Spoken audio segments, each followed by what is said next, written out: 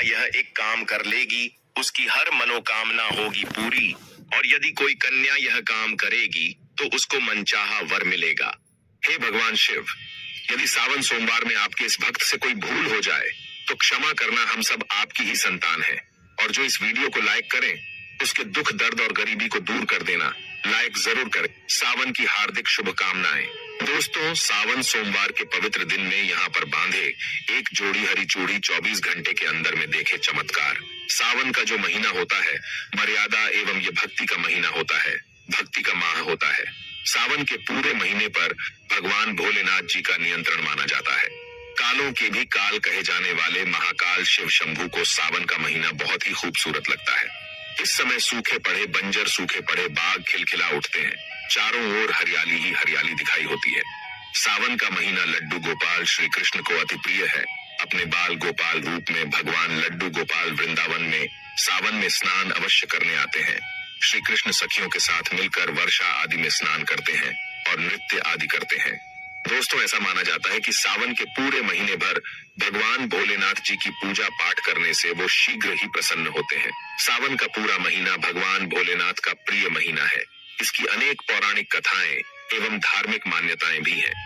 दोस्तों, जनसाधारण लोग किसी और महीने में संयम नियम का पालन करे या न करे, लेकिन सावन के पूरे महीने भर लहसुन प्याज तथा किसी का झूठा भोजन भी नहीं करना चाहिए, क्योंकि इस समय व्रतधारी भगवान शिव की शरण में होता है। तो आप कोई भी ऐसा पाप ना करें जिससे भगवान शिव क्रोधित हो जाएं। तो आज की जो वीडियो है बहुत ही सुंदर है, ज्ञानवर्धक जानकारी है। इस वीडियो को अपने फायदे के लिए जरूर पूरा देखना है, क्योंकि अधूरा ज्ञान हमेशा अधूरा फल ही देगा और भगवान शिव का अपमान भी माना जाएगा। इसलिए सावन के शुभ अवसर पर वीडियो को अंत तक जरूर देखें और कमेंट में अपनी राशि जरूर डाल दीजिएगा।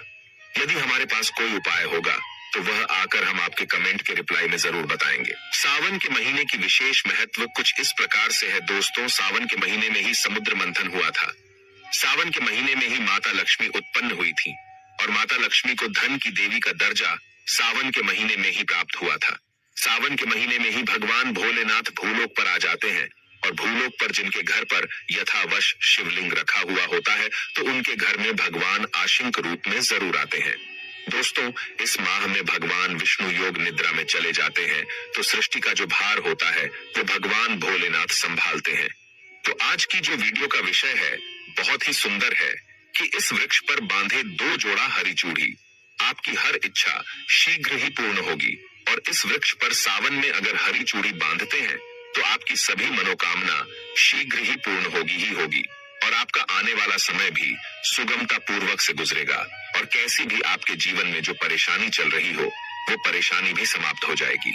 अच्छी चूड़ी सभी समुदाय के लोग पहनते हैं। हिंदू, मुस्लिम, सिख, ईसाई सभी लोग अपने हाथों में चूड़ियां अवश्य धारण करते हैं।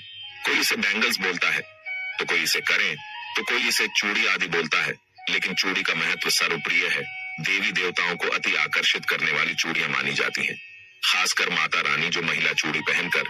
दोस्तों, अगर आप भी भोलेनाथ के सच्चे भक्त हैं तो कमेंट बॉक्स में ओम नमः शिवाय जरूर लिखना, और अगर आप भोलेनाथ से प्यार करते हैं तो एक लाइक जरूर करेंगे।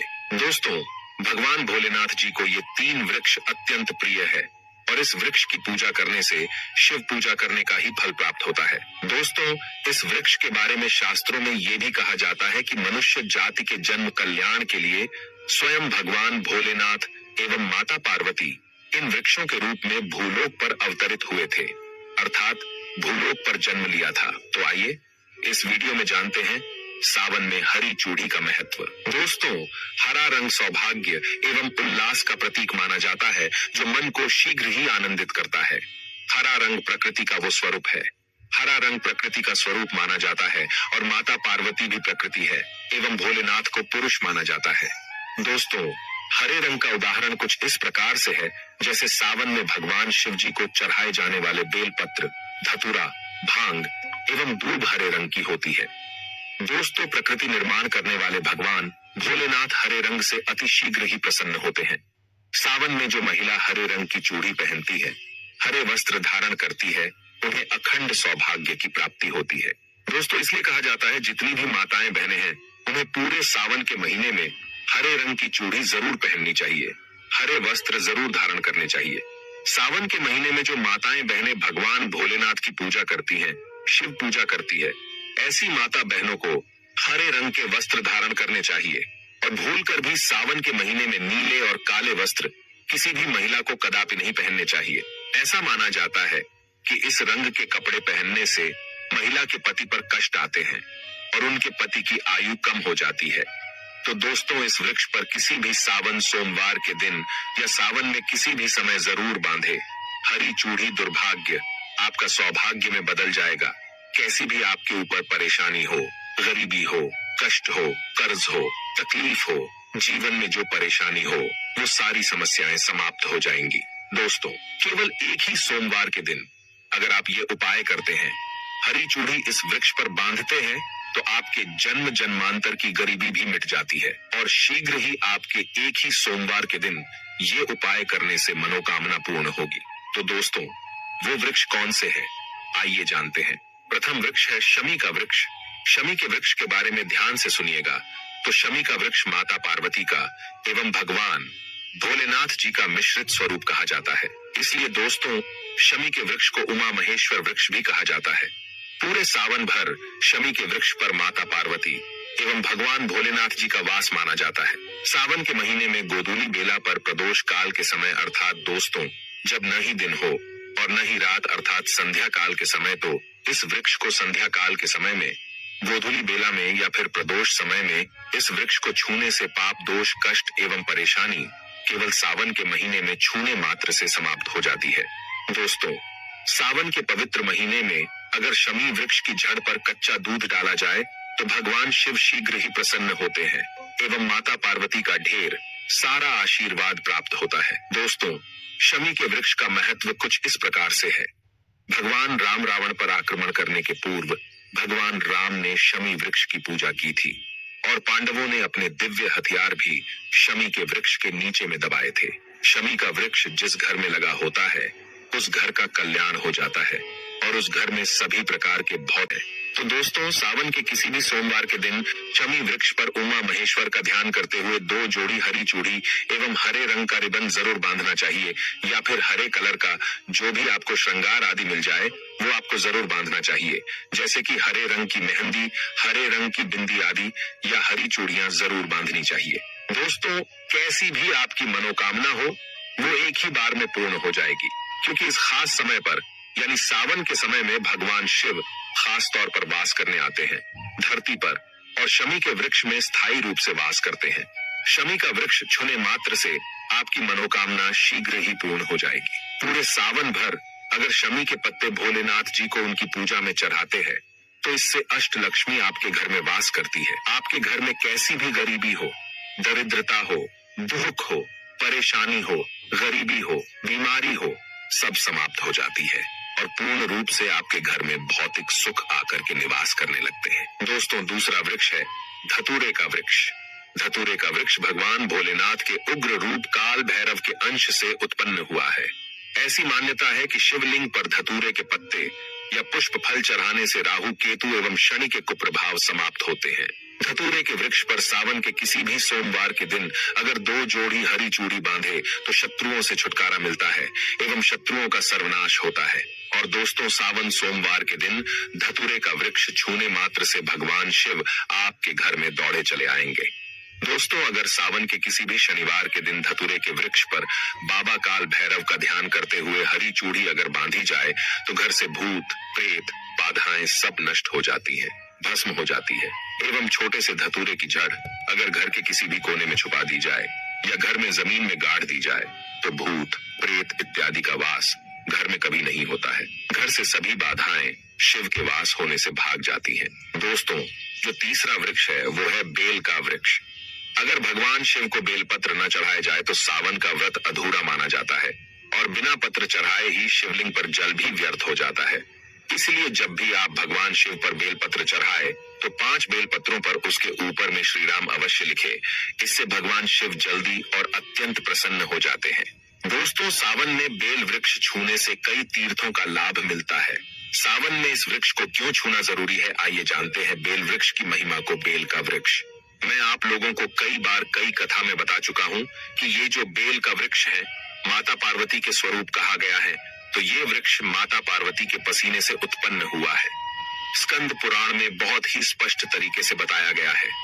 इसके पत्ते में शिव और डाली में पार्वती, जड़ में ब्रह्मा एवं तन में विष्णु जी स्वयं रहते हैं।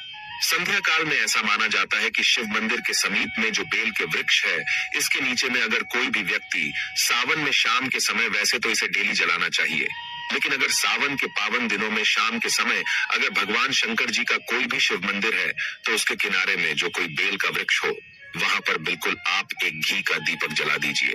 इसे बहुत ही उत्तम कहा गया है। वैसे अगर आप घी का दीपक जलाते हैं तो आपको धन, गुण एवं परम शिव भक्त की प्राप्ति होती है। दोस्तों, इस वृक्ष को छूने से पाप तत्काल नष्ट हो जाते हैं। कैसा भी आपके जीवन में पाप हो, दूर हो जाता है। तो आपको करना क्या है? देखिए, जो बेल का वृक्ष है, इसे बहुत ही उत्तम कहा गया है। माता लक्ष्मी को भी बेल के वृक्ष का अवतार लेना पड़ा था। एक कथा के अनुसार इसके बारे में मैं एक कथा भी बता दूंगा कि क्यों माता लक्ष्मी को बेल के रूप में बेल के वृक्ष में अवतरित होना पड़ा था। मैं इसके बारे में भी एक कथा भी आपको बता दूंगा। तो आपको सावन के पवित्र दिनों में बेल के वृक्ष के नीचे हो सके तो घी का दीपक जरूर जलाएगा। घी का दीपक बहुत ही उत्तम कहा गया है। अन्य वृक्षों को जैसे आपने मक्खन चढ़ाया, बताशे का भोग लगाया, बेल के वृक्ष को माता पार्वती तथा भगवान शंकर का स्वरूप ही कहेंगे। बेल के वृक्ष की जो जड़ होती है, इसके जो मूल भाग होते हैं, इसमें समस्त तीर्थ आकर के निवास करते हैं। इसीलिए सावन के महीने में कहा जाता है, जो लोग अगर तीर्थ धाम नहीं जा सकते, तीर्थों के दर्शन नहीं कर पाते, तो ऐसे व्यक्ति बेल वृक्ष के नीचे में 1 महीने तक घी का दीपक जला लेते हैं, तो संपूर्ण जितने भी तीर्थ होते हैं, इसके घूमने का बराबर पुण्य की प्राप्ति होती है। मैं इसलिए सारी जानकारी, गुप्त रहस्य जानकारी बताता हूँ, जिससे आप सभी दर्शकों को कल्याण हो, दर्शकों की बिल्कुल ही आध्यात्मिक उन्नति हो। सभी को धन की जरूरत नहीं होती, किसी को पुण्य की प्राप्ति की जरूरत होती है, कोई आध्यात्मिक उन्नति करना चाहते हैं। इसीलिए इस प्रकार के छोटे छोटे गुण भरे रहस्य जानकारी वीडियो में बता देता हूँ। दोस्तों, अब करना क्या है? सावन के शुभ मंगल दिनों में इस वृक्ष को छूना है। माता पार्वती से प्रार्थना लगानी है कि हे माता पार्वती, आप ही शक्ति स्वरूपा है, लक्ष्मी है, धन की देवी है, आप ही संसार को चलाने वाली देवी है। इस प्रकार से प्रार्थना करते हुए इस वृक्ष को छूना है और बोलना है, मेरी गरीबी मिटाए माता, मेरी निर्धनता को मिटाए, मेरे जीवन में चल रही परेशानियां, सारी परेशानियों को दूर करें। इस प्रकार प्रार्थना करते हुए आपको एक कपूर और एक लौंग को भी जला देना है और एक काम जरूर करना है। जलाने के बाद इस वृक्ष को आपको बोलना है कि मैं भोग स्वरूप आपको धतूरे के पत्ते एवं धतूरे के फल समर्पित कर रहा हूँ, आप स्वीकार करें। दोस्तों, इस वृक्ष की जड़ के नीचे में भी आपको धतूरे के फल एवं पुष्प है तो पुष्प भी रख सकते हैं। आपको छूना है, प्रार्थना करते हुए कि हमारी गरीबी मिटाए, हमारी निर्धनता मिटाए, बिल्कुल ही आपके जीवन में कभी गरीबी नहीं आएगी। और एक प्रार्थना जरूर करना है, किसी की हाय लग गई हो, बददुआ लग गई हो, किसी का दोष लगा हो, जिसके कारण हमारी आध्यात्मिक उन्नति नहीं हो पा रही हो, तो आप जो है हाय, बददुआ एवं किसी का दोष लगा हो, उसे तुरंत दूर करें। शनि, राहु, केतु का अगर दुष्ट प्रभाव लग रहा हो, नवग्रहों में से कोई नवग्रह हमें पीड़ित कर रहा हो, या फिर किसी भी हमारे पूर्वजों द्वारा किसी भी प्रकार का हमें पितृ दोष लगा हो, क्योंकि पितृ दोष लगने के कारण व्यक्ति की आत्मिक उन्नति भी नहीं हो पाती, तो आप बोलना कि समस्त प्रकार के दोषों को आप दूर करें, अपने अंदर में खींच लीजिए और आप हमें दोष मुक्त कर दीजिए। तो इस प्रकार से आपको ये प्रार्थना करनी है। और एक काम आपको जरूर करना चाहिए, आपको सावन के समय धर्म शास्त्रों में कहा गया है, बहुत सारे लोग भी बताते हैं, हमारे गुरुजी भी कहा करते थे, सावन के दिन अगर बेल के वृक्ष की जड़ में मिश्रित युक्त मिश्री, जो मिश्री आती है खड़ी खड़ी, आप सभी दर्शकों को जरूर पता होगी, शक्कर टाइप की होती है, तो आपको मिश्री डाला हुआ दूध अगर आप इनकी जड़ में डालते हैं, तो ऐसा कहा गया है कि ऐसा व्यक्ति कभी निर्धन नहीं होता। ऐसे व्यक्ति के जीवन से किसी भी प्रकार से अगर लक्ष्मी रुष्ट हो चुकी हो, ऐसे व्यक्ति पर मां लक्ष्मी भी प्रसन्न होती है। ऐसे व्यक्ति के जीवन में धन का अभाव नहीं होता। ऐसे व्यक्ति फिर निरोग रहते हैं, निरोग काया प्राप्त होती है। आप चाहते हैं तो यही क्रिया नीम के वृक्ष पर भी कर सकते हैं। नीम के वृक्ष पर माता लक्ष्मी निवास करती है, समस्त दैवीय शक्ति निवास करती है। नीम के वृक्ष में अगर आप जो है सावन के शुभ मंगल दिनों में आपको एक गिलास या फिर एक लोटे सामर्थ्य के अनुसार तांबे के लोटे में आपको दूध डाल करके इनके अंदर जो है अभिषेक करना चाहिए, इनकी जड़ में डालना चाहिए। लेकिन आपको मीठा दूध ही डालना है। मिश्री मिला हुआ दूध आपको चढ़ाना है, इनकी जड़ में डालना है और गरीबी मिटाने की प्रार्थना करनी है। या फिर जिन लोगों पे कर्जे का भार है वो लोग बोल सकते हैं कि हमारे कर्जे का भार दूर हो। या फिर जीवन में जो किसी भी प्रकार की जो परेशानी है वो परेशानी भी बोल देना। वो परेशानी तत्काल ये वृक्ष समाप्त करते हैं और आपको इसे छू करके आ जाना है। दोस्तों, सावन में आप इन वृक्षों को जरूर छुएं, आपका कायाकल्प हो जाएगा। भगवान शिव आपके ऊपर मेहरबान हो जाएंगे, आपकी भक्ति की कामना आराधना पूर्ण हो जाएगी। तो अगर आप महादेव की कृपा प्राप्त करना चाहते हैं और उन्हें अपने घर पर बुलाना चाहते हैं तो कमेंट बॉक्स में लिखें, भगवान शिव आपका स्वागत है हमारे घर में। हर हर महादेव, ओम नमः शिवाय। एक लाइक। सावन का पवित्र महीना जब धरती पर हर दिशा से हर हर महादेव की गूंज सुनाई देती है, वह समय जब स्वयं भोलेनाथ अपने भक्तों के सबसे निकट होते हैं, उस सावन के किसी भी सोमवार को अगर आप शिवलिंग पर एक चुपचाप किनारे रखी हुई चीज को उठाकर अपने घर ले आते हैं और उसका एक खास तरीका अपनाते हैं, तो आप न केवल दुर्भाग्य को दूर कर सकते हैं बल्कि करोड़पति भी बन सकते हैं। यह कोई काल्पनिक कथा नहीं बल्कि अनेक साधकों द्वारा प्रमाणित अनुभूत प्रयोग है जो महायुक्ति टीवी के माध्यम से अब आपके सामने प्रकट हो रहा है।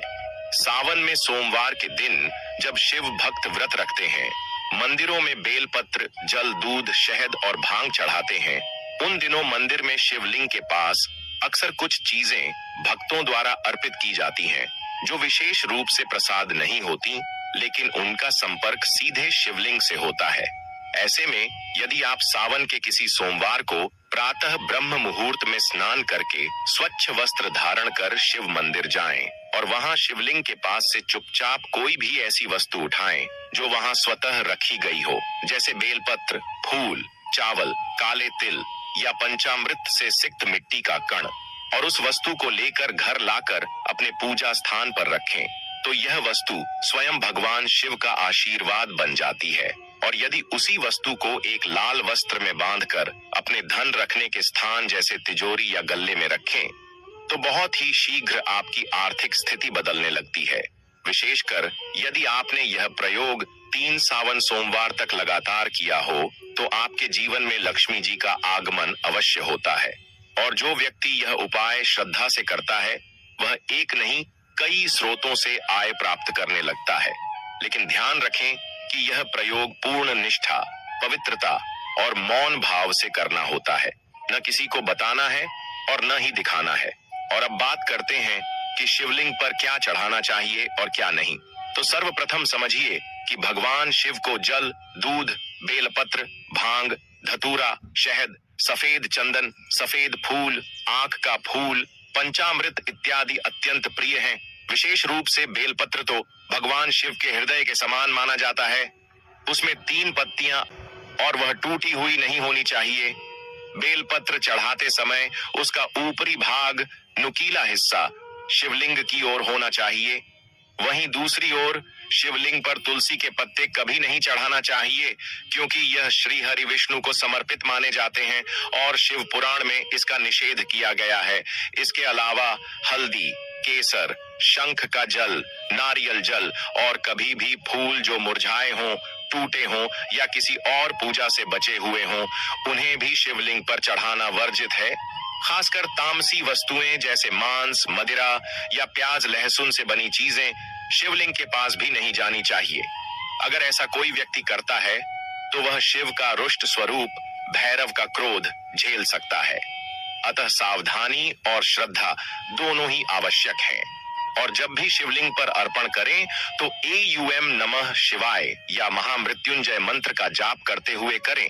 और सोमवार के दिन कच्चा दूध अभिषेक के लिए प्रयोग करें, लेकिन वह उबला हुआ नहीं होना चाहिए और उसमें कोई खटास या मिलावट नहीं होनी चाहिए। वहीं अभिषेक के लिए जल भी गंगा जल या कुएं का शुद्ध जल होना चाहिए। इस दिन शिवलिंग को स्पर्श करते समय अपने मन को पवित्र रखें, क्योंकि कहा गया है कि शिव तो भाव के भूखे हैं, धन या वस्त्र से नहीं बल्कि आपके समर्पण से प्रसन्न होते हैं।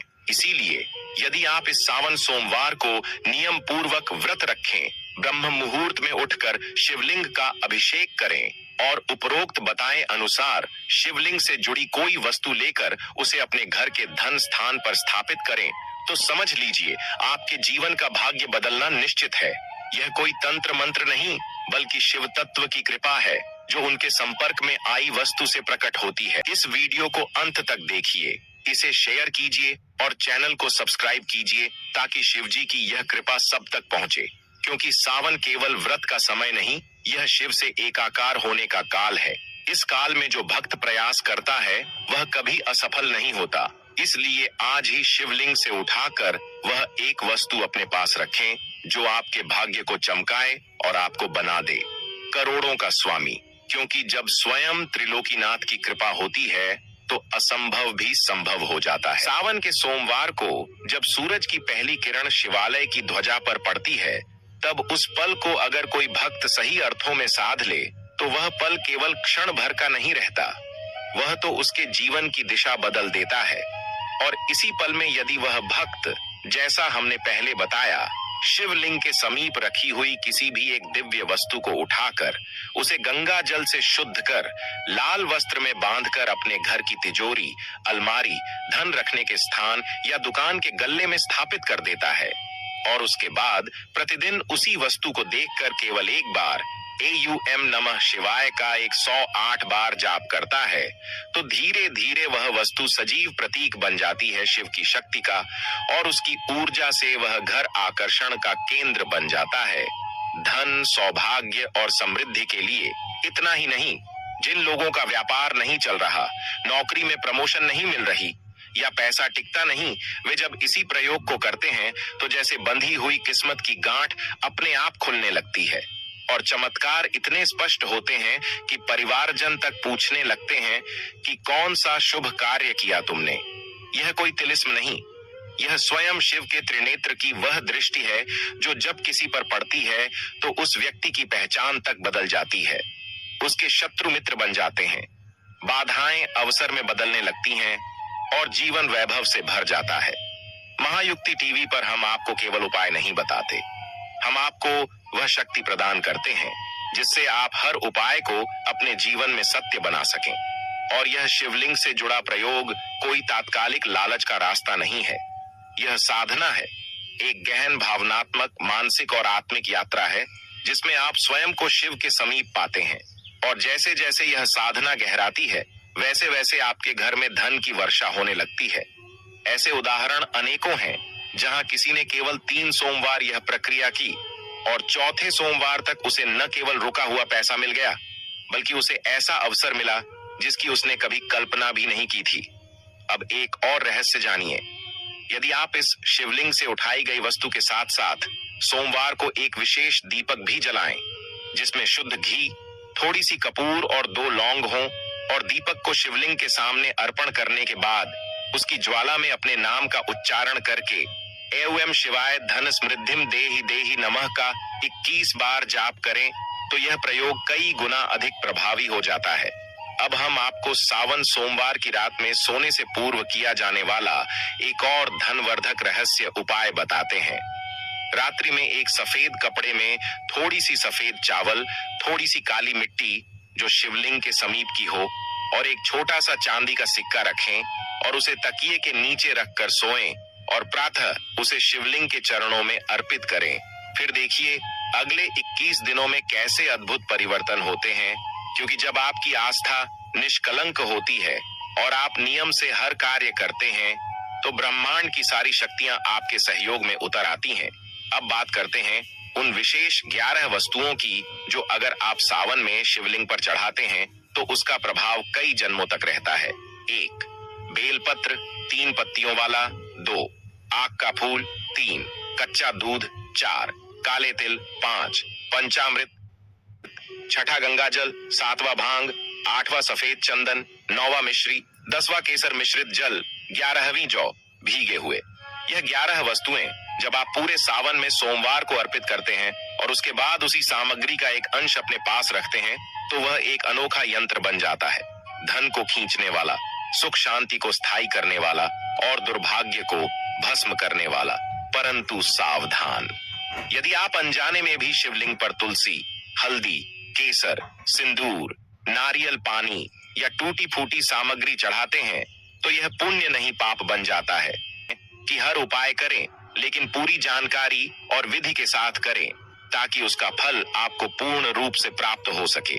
और यदि आपने यह सब पूरी श्रद्धा और नियम से किया है, तो वह दिन दूर नहीं जब शिव की कृपा से आप न केवल धनवान, बल्कि यशस्वी, प्रसन्न और दिव्य जीवन जीने लगेंगे।